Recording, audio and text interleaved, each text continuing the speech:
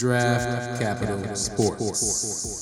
So, over the past few seasons, the conversation about what a team should do with the number one pick overall and whether you should always draft a quarterback with that pick has been a pretty big topic of discussion across the NFL in the offseason. Now, this is mostly due to the Chicago Bears, who have a young quarterback on their team in Justin Fields, trading the number one pick last offseason and having the option to do that again this offseason. Now, a lot of pundits, a lot of media people say that you have to draft, or you should draft, a quarterback with the number one pick, the best quarterback that you feel is in the draft, because quarterback is such an important position. And while that is very true, that quarterback is one of the most important positions in sports, we're going to look at if the idea of drafting a quarterback number one is actually the best idea. What exactly is the formula to getting a franchise quarterback? Is it drafting the best quarterback at the number one pick when you have it? Or is it something else? And we're going to look at two teams who have gotten this right over and over and over again, in the San Francisco 49ers and the Green Bay Packers. But before we get started, smash that like button, hit the subscribe button, hit the notification bell to make sure you stay locked in to Draft Capital Sports, where we provide all the NFL draft news, NFL offseason news, trades, etc. for your 2024 NFL offseason. Now let's get back to the video. So first, we're going to look at two instances where two Hall of Fame quarterbacks were preceded by one another. That first happened with the San Francisco 49ers, with Joe Montana being replaced by Steve Young.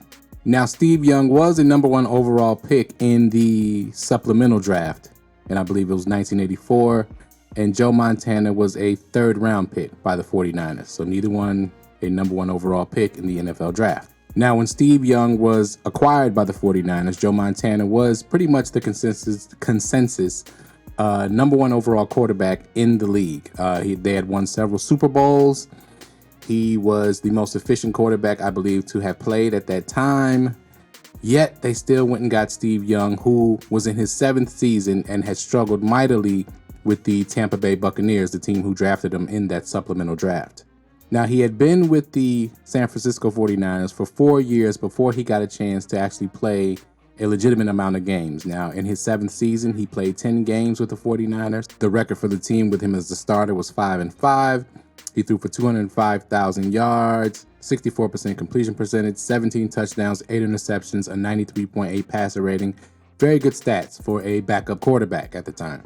But we have to remember that Young was in that system for 4 years and in the league for 7 years previous to this opportunity to start. Now, Young would go on to be the best quarterback in the NFL for a couple years, the most efficient quarterback. He would set records, actually, in passer rating at the time and lead the 49ers to yet another Super Bowl. Now, the 49ers accomplished this feat yet again with, I wouldn't call Colin Kaepernick a franchise quarterback, nor Alex Smith, but they were both very good quarterbacks and led their teams to late playoff contentions and won Super Bowl. Now, Alex Smith was a former number one overall pick by the 49ers. He did not blossom the way most pundits had expected him to. He actually adopted the nickname Check Down Alex and was eventually replaced by Kaepernick, because even though the team had a good amount of success, Alex Smith was injury prone and was seen as the problem as to why the 49ers couldn't get over the hump and get to the Super Bowl.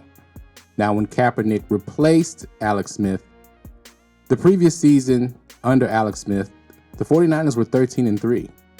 Now, the next season, I believe halfway through Colin Kaepernick overall second season, and Kaepernick was a third round pick, by the way, I forgot to mention that. Kaepernick came in to lead the 49ers to 11-4-1 record as the starter. Now, his first full season as the starter, the 49ers were 12-4. He threw for 3,000 yards, 58 completion percentage, 21 touchdowns, 8 interceptions, and 91.6 passer rating. This is a third round pick, but he had developed for a season and a half in that 49ers system. Now, next we get to what in the NFL currently seems to be a consistent reign of franchise quarterbacks and the Green Bay Packers. Now, it all starts with Brett Favre who in his second season after being traded from Atlanta was able to start for the Green Bay Packers, and he led them to an 8-5 record in that first season, 3,000 yards, 64% completion percentage, 8 touchdowns, 13 interceptions for 85.3 passer rating, and he actually made the Pro Bowl with those stats. The league was very different then. Now, his second season as the starter, he led them to a 9-7 record, 61% completion percentage, 19 touchdowns, 24 interceptions, and a 72.2 passer rating, and he made the Pro Bowl and they made the playoffs. So Favre did not get off to a great start because he probably didn't have enough time in the system, but eventually we know the rest of the story. Favre became an MVP quarterback. He led the Packers to a Super Bowl championship, but Aaron Rodgers was drafted by the Green Bay Packers while Brett Favre was seen at probably the height of his career. We'll get into why. Now, Rodgers was seen as he was a highly touted quarterback. As a matter of fact, he was in the same draft that Alex Smith was drafted number 1 overall. Now, Rodgers was drafted in the first round with the 24th pick, and there's no question as to who ended up having the better career, as Rodgers is still playing, has several MVPs and a Super Bowl championship, but was replaced in Green Bay recently by Jordan Love, another late first-round pick. But let's get back into Rodgers replacing Favre for a second. Now, it was controversial because when Rodgers got the chance to start, the previous season, Brett Favre had led the Packers to a 13-3 record. Now, they lost in the playoffs. There was issues with Favre as far as him, whether he wanted to play or retire. So the Packers just eventually moved on to Rodgers, their young quarterback, in his 4th season. Now, when Rodgers took over for the Packers, he led them to a 6-10 record. He threw for 4,000 yards, though, 63% completion percentage, 28 touchdowns, 13 interceptions for a 93.8 passer rating. Now, his second season, he led them to an 8-5 record as a starter, 3,000 yards, 64% completion percentage, 18 touchdowns, 13 interceptions, and an 85.3% passer rating, but he did make the Pro Bowl. Shout out to the Pro Bowl. It's very interesting who gets in the Pro Bowl. But anyway, if we look at the stats of both Favre and Rodgers in their first 2 seasons, and Rodgers had better seasons, they both didn't hit the ground running, and they were both, Favre in his second season and Rodgers in his 4th season, they both had some time under the systems that they were in. Now, Jordan Love taking over in his 3rd season, which was last season. The previous season, the Packers were 8-9 under Rodgers, which is why Rodgers was eventually traded. Love led the Packers to a 9-8 record, 4,000 yards, 64% completion percentage, 32 touchdowns, 11 interceptions for a 96.1 passer rating. Now, that is a great season. And he didn't make the Pro Bowl, which is kind of weird. But anyway, now I could bring up other examples like Drew Brees being drafted by the Chargers in the 2nd round, then being traded to the Saints and having, I believe it was in his 3rd season, having time with the Saints under that system, learning, and then going into the system and becoming a Hall of Fame quarterback as well. There's many of these examples. Patrick Mahomes sitting behind Alex Smith. Shout out to Alex Smith. He's had some connection to some of the greatest quarterbacks of all time, or at least single season performers in the case of Colin Kaepernick. But the thing that is not consistent with any of these quarterbacks that I use in this example is draft status. And that's going to get me to one little last example, and that is Tom Brady. Now, some would consider Tom Brady the greatest quarterback of all time. Now, we know that he was a 6th-round pick, and he did sit 1 full season under Drew Bledsoe for the New England Patriots. Now, Bledsoe the previous year led the Patriots to a 5-11 record, so you can understand why he was replaced. They had weapons on the team in Terry Glenn, Troy Brown, Kevin Falk. When Tom Brady took over in his 2nd season, these same players were still there. And Brady in his 1st season as the starter was 11-3. He threw for 2,800 yards, 64% completion percentage, 18 touchdowns, 12 interceptions, 86.5% passer rating. If you've been following along, those stats are kind of familiar and kind of the same across the board for these guys' first season. So all in all, we have 6th-round picks, 3rd-round picks, supplemental draft picks, late 1st-round picks. But the consistent factor in all of these careers is time in the league, time in the system, at least a year in the system, and a stable franchise and team around them. That's what matters in the success of your quarterback, not where they're drafted, not even their talent level. Every quarterback that's drafted into the NFL has some level of talent, even Jamarcus Russell. But it matters if that player wants to succeed in the NFL, and is that player put in a position and with an organization that can help them succeed in the NFL.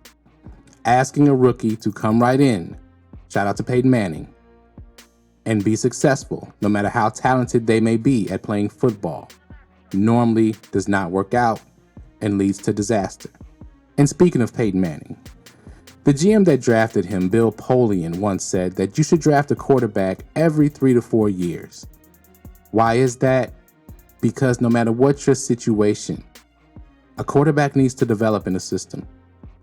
And if you don't allow a quarterback to develop in the system, at least for a year, at least for a season with some stability, you're setting them up to fail.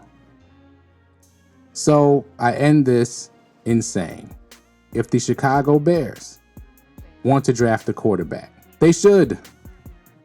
I believe that they should draft a quarterback, just not with the number 1 overall pick. You should keep Justin Fields for at least another season, if not 2. See what he can do, but have a maybe 3rd round pick, 2nd round pick, 4th round pick. It really doesn't matter. Developing, waiting in the wings, learning the system, having some consistency with the team and the weapons around him. Something that the Bears have not done. Shout out to Mitchell Trubisky, a former number 2 overall pick that just didn't work out.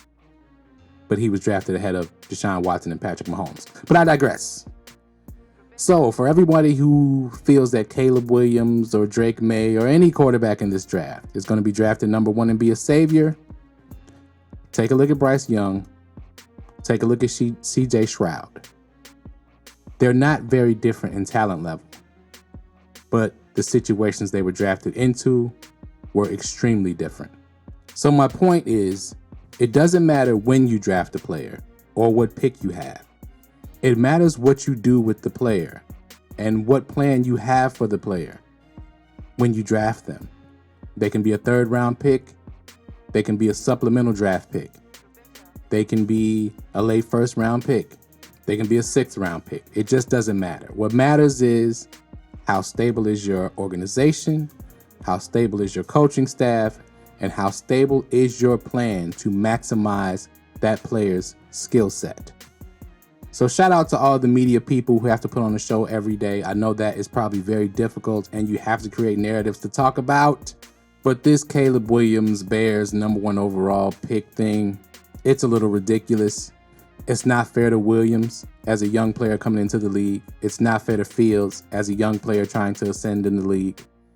And it's corny, and you all just need to get your football knowledge up and talk about the complete game and the complete draft and prospects in it. Thank y'all for watching Draft Capital Sports. And remember to like, share, subscribe. Hit that notification bell. Thank you for watching as always. Comment below if you have anything to say about what I said. If you agree, disagree, it doesn't matter. All comments are welcome. Within YouTube's guidelines, of course. Thank you for watching. Peace.